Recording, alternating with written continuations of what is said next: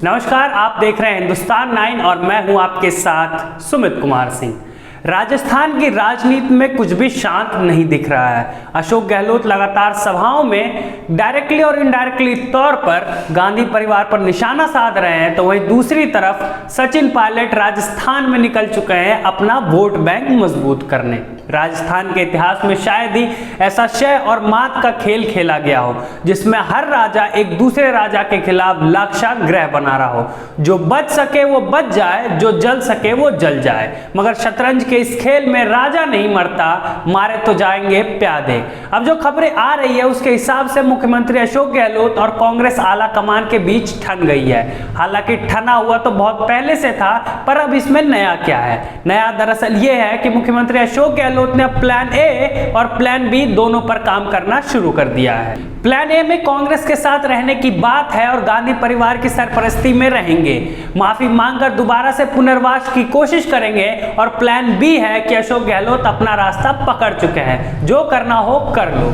मुख्यमंत्री ने हाल ही में कहा कि यह सब कुछ बकवास है। सवाल उठता है कि क्या बकवास है कि गांधी परिवार के पास कोई शक्ति नहीं रही। हालांकि गहलोत से ये कोई पूछ नहीं रहा है, वो खुद ही सफाई दे रहे हैं। लेकिन अशोक गहलोत ने यह भी बोल दिया कि वो भीड़ नहीं जुटा सकते। हालांकि ये किसने कह दिया, क्यों कहा, पता नहीं, क्योंकि कांग्रेस में अगर सबसे ज्यादा भीड़ किसी के नाम पर जुटती है तो आज भी गांधी परिवार है। सोनिया और राहुल के नाम पर जुटती है। हालांकि सभाओं में ये कहना कहां तक सही है कि गांधी परिवार को कोई पूछ नहीं रहा है, ऐसी बातें मीडिया में कही जा रही है। गहलोत ऐसा कह रहे हैं। अरे तो कहने दीजिए ना मीडिया में, आप वो लाइन क्यों सभाओं में दोहरा रहे हैं? क्योंकि जिन मीडिया और अखबारों की बात गहलोत अपनी सभाओं में बोल रहे हैं, वे कहां कभी कह रहे हैं कि गांधी परिवार भीड़ नहीं जुटा सकती। वोट कैचिंग पावर गांधी परिवार के पास नहीं है। अगर कोई बोल रहा है तो ये तारीफों के बीच सभाओं में बोलने की क्या जरूरत है? कहीं ये प्लान ए और प्लान बी का हिस्सा तो नहीं, क्योंकि जिस तरीके से गांधी परिवार और गहलोत के बीच रिश्ते बिगड़े हैं, वहां से ये साफ हो रहा है कि अब कुछ नहीं बचा है। इसका सबसे बड़ा उदाहरण है कि हाल ही में हुई मीटिंग्स में अशोक गहलोत के बगल में शांति धालीवाल का बैठना।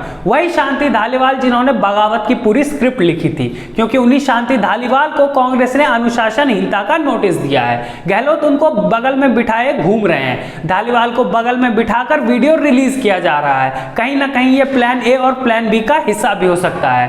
क्या संदेश देना चाहते हैं गहलोत आला कमान को? शांति धालीवाल ने बगावत की तो मेरे लिए की और उनको बगल में बिठाकर मैं उनको उसका इनाम दे रहा हूं। मगर ये प्लान ए का हिस्सा है और प्लान बी का हिस्सा तो कुछ और ही है। प्लान बी के हिसाब से शांति धालीवाल दिल्ली पहुंचे हैं और उनसे पहले महेश जोशी और धर्मेंद्र राठौर भी पहुंचे हैं। ये तीनों सफाई देने गए हैं। महेश जोशी की सफाई जो अखबारों में आई है, सुन के तो अशोक गहलोत भी अपने दांतों तले उंगलियां दबा लेंगे। अब समझ नहीं आ रहा कि महेश जोशी ये कहने के बाद क्या करेंगे। हम सुनते आए हैं कि नेता झूठ बोलता है, पर ऐसा भी कोई झूठ बोले?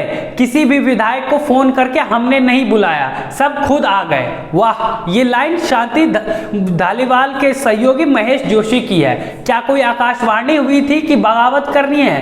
क्यों करनी है? हालांकि सच तो ये एक दिन पहले ही इस्तीफे का फॉर्मेट छपवा लिया गया था, सारे विधायकों को दे दिया गया था, सब कुछ पहले से तय था। इसलिए ये कहना कि हमें पता नहीं था कि शांति धालीवाल के घर विधायक कैसे जुट गए, अगर आपको पता नहीं था तो जोशी जी आप वहां क्यों पहुंचे थे? और अगर आपने नहीं बुलाया था तो आपको किसने बुलाया था? क्योंकि सारे विधायक तो बोल रहे हैं कि आपने ही बुलाया था। अब झूठ कांग्रेस आला कमान से क्यों बोला जा रहा है? ये कहीं प्लान ए और प्लान बी का हिस्सा तो नहीं। अब सवाल उठने लगे हैं कि आखिर गहलोत का प्लान है क्या? कहा जा रहा है कि गहलोत चाह रहे हैं कि सोनिया गांधी के यहाँ पुनर्वास हो जाए, उनकी सरपरस्ती में एक बार फिर से खुली छूट मिल जाए ताकि वो आराम से मुख्यमंत्री का पूरा कार्यकाल कर सकें। माफी मांगकर काम चल जाए, तभी तो जो ताल ठोके थे वो आज दिल्ली में माफी मांगने पहुंच गए। अब क्या गहलोत और उनके समर्थकों को सजा मिलेगी या माफी, ये तो गांधी परिवार ही फैसला करेगा। अब इन सबके बीच जो सबसे बड़ा सवाल उठ रहा है वो ये है कि अब पायलट क्या करेंगे, क्योंकि जिस आला कमान से पायलट उम्मीदें लगाए बैठे थे, उस आला कमान ने भी इस बार भी उन्हें खाली हाथ छोड़ दिया है। फिलहाल पायलट पूरे राजस्थान का दौरा करने लगे हैं और अब लग रहा है कि सचिन पायलट ठोकरे खा खाकर परिपक्व नेता के रूप में निखरने लगे हैं। इसलिए सचिन पायलट अभी राजस्थान में घूम रहे हैं, जनता से मिल रहे हैं, एक बार फिर से धूल फांक रहे हैं, लोगों के बीच जा रहे हैं। हाल ही में उन्होंने कई सभाएं की है, जिससे साफ हो रहा है कि कहीं ना कहीं पायलट एक बार फिर अपनी जड़ें राजस्थान में मजबूत कर रहे हैं, ताकि वो गहलोत की जो 102 और 18 वाली थ्योरी है कि गहलोत गहलोत के पास 102 विधायक हैं और पायलट के पास तो सिर्फ 18 समर्थित विधायक हैं, उसको टक्कर दे सके, ताकि आने वाले चुनावों में पायलट के पास भी बड़ी संख्या में उनके समर्थक विधायक जीत कर आए और पायलट का भी चेहरा राजस्थान में और भी बड़ा हो। फिलहाल के लिए बस इतना ही। ऐसी तमाम जानकारियों को जानने के लिए देखते रहिए हिंदुस्तान 9। बहुत बहुत धन्यवाद।